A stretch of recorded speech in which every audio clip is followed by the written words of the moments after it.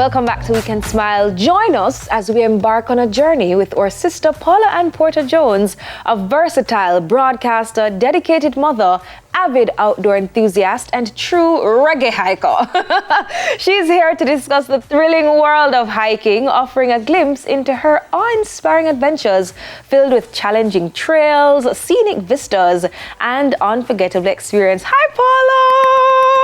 Hola, hola. How are you? I am good. Good to see you. Good to see you too. We were just saying that one thing for sure is that Paula loves an adventure.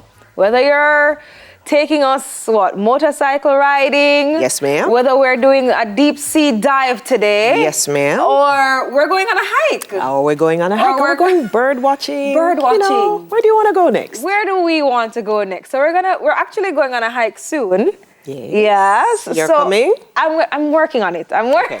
Right. I'm working on it. But until we get there, what inspired you to start hiking?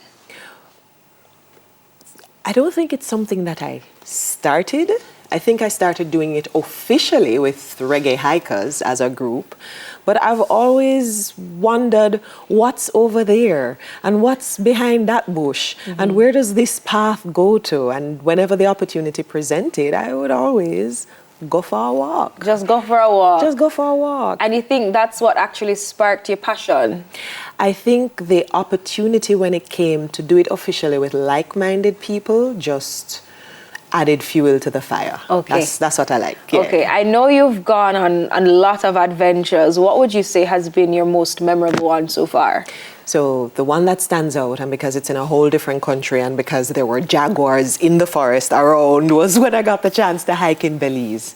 As on a coral reef restoration project, we were there to scuba dive and talk to the community about how they were restoring corals. But it was Belize and there were jungles, and so I signed up for a hike. First of all, people, you heard when Paula said jaguars. Yeah, the only jaguar I know right now is a car where you're driving. No. And the man showed us on the tree. He said, okay, look, that's the scratch. That's how the jaguars mark their territory. It's like, oh, you know, every noise after that, looking behind. But that was nice. That was also where he told me that you have two types of termites, the ones that taste like mint and the one that tastes like carrot. And then he busted open the little termite nest and took one out and said, taste. Mine was carrot. Yours was carrot. Man, taste. Okay. It really did taste like carrot. Yes. Does it have an orange look as well? No, it looked like termites, like ants, but it tasted like carrot.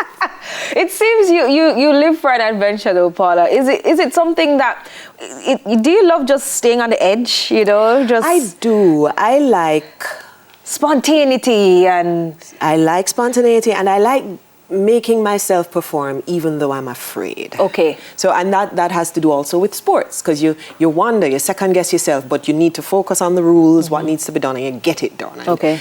when you go off on adventures and who knows what might happen, but hey, let's go. Yes, let's check it out. So okay. yes, it is.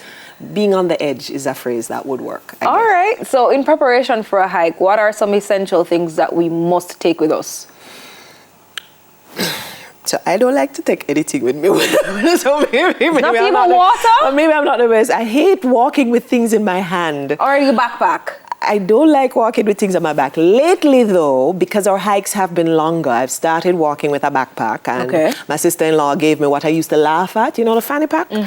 Yeah, well, she gave me a really nice one. So I've started, and it's large enough for me to carry a bottle of, rehydration, liquids and so on. And so I carry that. But it is recommended that you do walk with hydration. Let's just put it that way. And sometimes, depending on where you're going, walk with your bug spray. So many of the waterfalls that we've been to have been in dark valleys with lots of bush. Mosquito will nyam you if you let them. And I keep forgetting. So remember, bring your insect repellent if you're going. Okay. I also like to have, if possible, if I'm walking with my bag, then I have Band-Aids. I have a bandage just in case anybody twists an ankle or anything like that.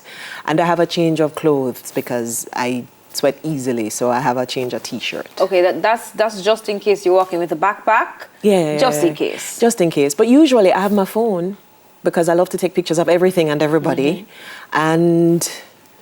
And that's it, my phone. Yeah, phone, bug spray, and rehydration drink, something. Okay. Yeah, but you don't want a big bag. Okay. And you can put the guava and the rose apple, etc., that you find on the way in the bag. Okay. So in addition to packing for the trip, we should ensure that we leave a little bit of space. Just a little bit of space, just in case we find, any other goodies along the way. People are always giving us stuff. Okay. And there are lots of trees that hang over the path and the road, and anything hung over the road is yours.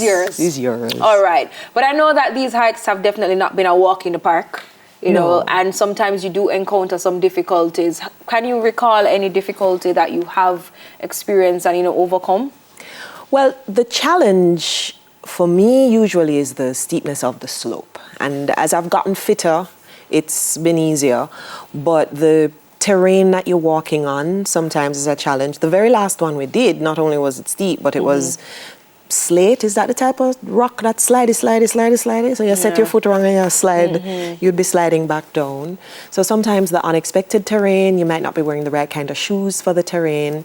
That might be hard. I haven't had any really bad experiences, just mosquito bite. Thank you. Yeah. Thank God, right? Knock on wood, thank God. Haven't had any dogs run out and chase after no cow. Yeah. So far, so good. We just have to prepare for the trip. You prepare for it. But in terms of preparing for the trip, though, and safety measures, you mentioned shoes. What else should persons do when they're preparing for a hike? Make sure you have the right kind of shoes, yes, for support for your foot. And the hikes are maybe an hour and a half, 2 hours, sometimes 3, depending on where we go. And then for me, there's not much else, because you just need to say... Anything long sleeve? No, sir. Okay. Yeah, well, we start early in the morning. Reggae hikers, we like to start like 5 o'clock in the morning before sun come up. So we're finished with the majority of the hike by the time it gets hot.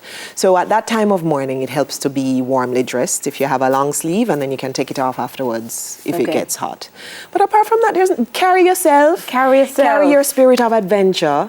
Leave your fear behind and carry your friends. Carry your friends. Oh my goodness. Well, how can we get in touch if we want to reggae start hikers? hiking? Yes. Reggae hikers, we're on Instagram. There's no cost unless somewhere requires a guide, and we put together and pay for the guide. Or we're going to have breakfast like the last one. You put together and pay for that. But there's no cost. So Reggae Hikers on Instagram or on Twitter. And you just need to follow us, message us, and we can get the conversation going. All right. And how often do you guys go hiking? Well, we go every Saturday. Every Saturday. And even if not reggae hikers, there are trekkers adventures. There's just so many groups of people now that are hiking, and many of them are on Instagram. So just go look, find a group that looks like is your kind of peeps, and join. Get out there and see Jamaica, see the world. Come walk. Come walk. All right. Thank you so much, Paula. Pleasure. Awesome. Broadcaster and reggae hiker Paula-Anne Porter-Jones. More when we return.